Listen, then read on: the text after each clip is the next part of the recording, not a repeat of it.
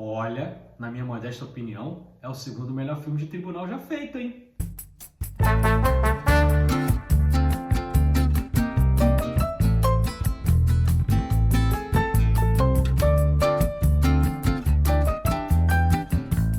Olá, eu sou Edu Schneider do Cashback e hoje nós vamos voltar ao ano de 1959 para falar de Anatomia de um Crime, do grande diretor Otto Preminger, mais um filme que eu assisti na Mostra dos Galãs da Era de Ouro de Hollywood, lá no Grupo Estação Net, aqui no Rio de Janeiro, em Botafogo. Então, mais uma vez, muito obrigado ao cinema pela oportunidade. E é um filme com um elenco portentoso. Nós temos encabeçando James Stewart, fazendo o personagem Paul Bigler, um advogado já desiludido com a carreira. Nós temos Ben Gazzara fazendo o Tenente Mannion.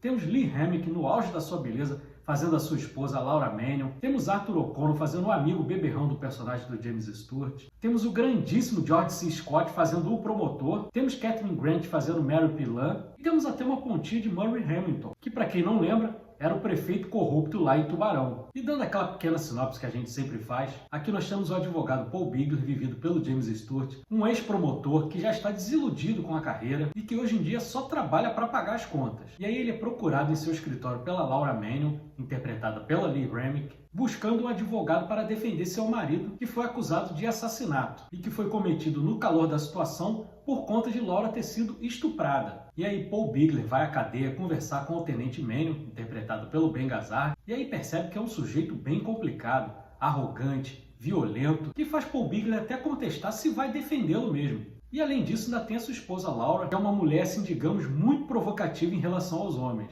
E além disso você percebe que o Tenente Mannion morre de ciúmes dela por conta disso. Paul Bigler então decide defendê-lo e vai trabalhar com a tese de que o assassinato foi cometido por conta desse estupro. É um filme de 1959, como eu falei, todo em preto e branco, 2 horas e 40 de duração, com um ritmo mais cadenciado, mas vou dizer para vocês, em nenhum momento você sente que o filme é maçante. Ele é muito bem desenvolvido, os diálogos são muito afiados e as interpretações são magníficas. E além de tudo, nós ainda somos brindados com a trilha de Duke Ellington, um dos maiores músicos de jazz, que inclusive faz uma pequena participação no filme, uma pontinha como pianista.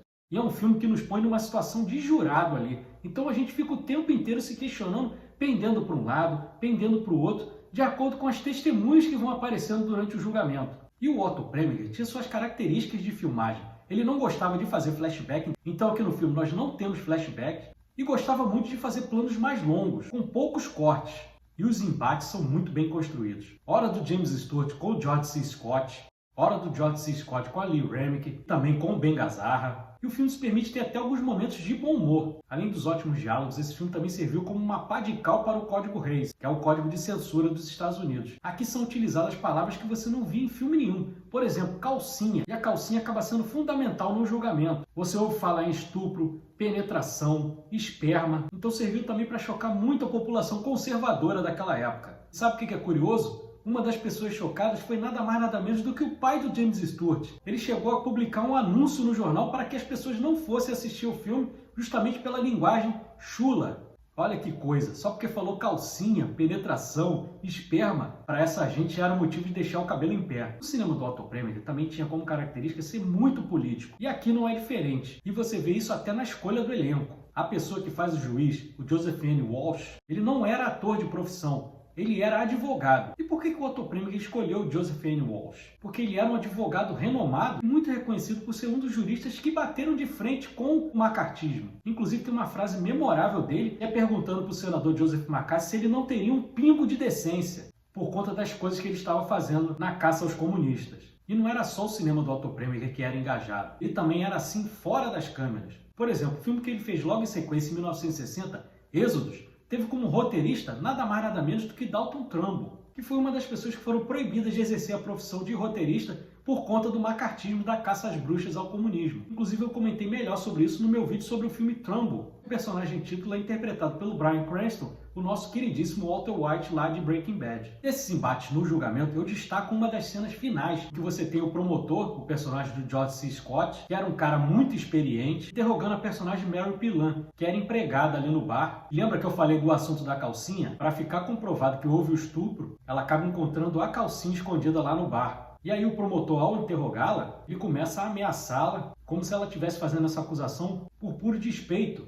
por ela ser amante do dono do bar que morreu e está, de certa forma, querendo se vingar. Só que ele não sabia de um fato muito importante. Mary Pilan era filha do dono do bar. E aí todo o argumento da defesa cai por terra. Mas em nenhum momento o filme nos deixa seguro de que tudo aquilo ali aconteceu. A gente termina sem saber se o dono do bar era realmente culpado, se a Laura foi estuprada, se o Tenente Manning cometeu o crime por questão do estupro ou porque ele estava com ciúme de Laura. Então isso que é bacana, o filme termina em aberto. Tem alguns diálogos que você poderia até dizer que estão datados, mas se você olhar para o que é falado hoje em dia, tudo isso cai por terra. Um exemplo, o personagem da Laura é descredibilizado o tempo inteiro por ela usar roupa colada, por usar saia, por ser uma mulher que está sempre alegre e por ser muito bonita. Como se pelo jeito dela se vestir, por ela ser bonita, o estupro seria de certa forma justificado. Olha que absurdo. Mas é diferente do que acontece hoje em dia? A primeira coisa que as pessoas falam não é muito diferente do que é mostrado ali no filme não, hein? E a brincadeirinha que eu fiz na abertura, de que é o segundo melhor filme de tribunal, é uma afirmativa, na minha opinião,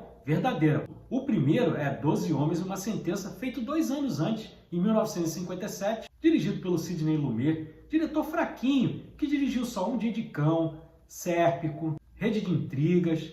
Fraquinho o homem, né? E o elenco de 12 Homens e uma Sentença também é fabuloso. Henry Fonda, Lee Jacob, Martin Balsam, o nosso eterno Arbogast lá de Psicose. Baita de um elenco.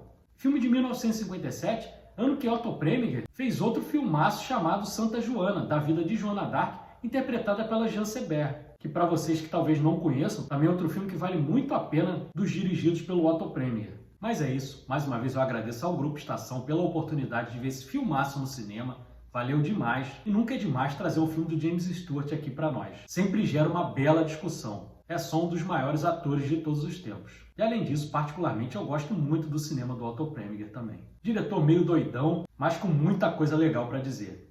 E se você gostou desse vídeo, deixa o like, inscreva-se no nosso canal. Cashback tem conteúdo de cinema de domingo a domingo. Eu trago meus shorts diários, tem meus vídeos de segunda a sexta, tem o nosso podcast toda quarta-feira, 8h45 da noite, formato mais longo de 1 hora. Faço cobertura de cabine de imprensa, falo de filmes novos, de filmes antigos, tem para todos os gostos. Muito obrigado a você que ficou até aqui, um grande abraço e até a próxima. Valeu!